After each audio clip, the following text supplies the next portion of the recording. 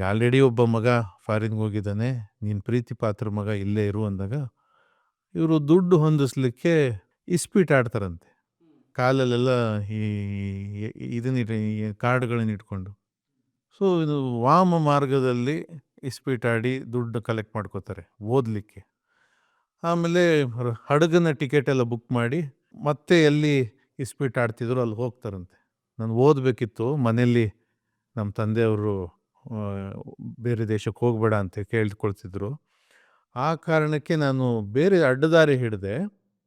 ನಾನು ಅಡ್ಡದಾರಿ ಮುಖಾಂತರ ಹಣ ಏನು ಆಟ ಗೆದ್ದಿದ್ದೀನಿ, ಓದ್ಕೊಂಡು ಬಂದಮೇಲೆ ವಾಪಸ್ ಕೊಡ್ತೀನಿ ಅಂತ ಹೇಳ್ಬಿಟ್ಟು ಅವರು ಇನ್ನೇನು ಪ್ರಿಪೇರ್ ಆಗುವಷ್ಟರಲ್ಲಿ ನಮ್ಮ ತಾತ ಅವರು ಹಡಗಿನ ಚಾರ್ಜು ಎಲ್ಲ ಕೊಟ್ಬಿಟ್ಟು ಹೋಗ್ಬಾಪ ಅಂತ ಕಳಿಸ್ಕೊಡೋದು.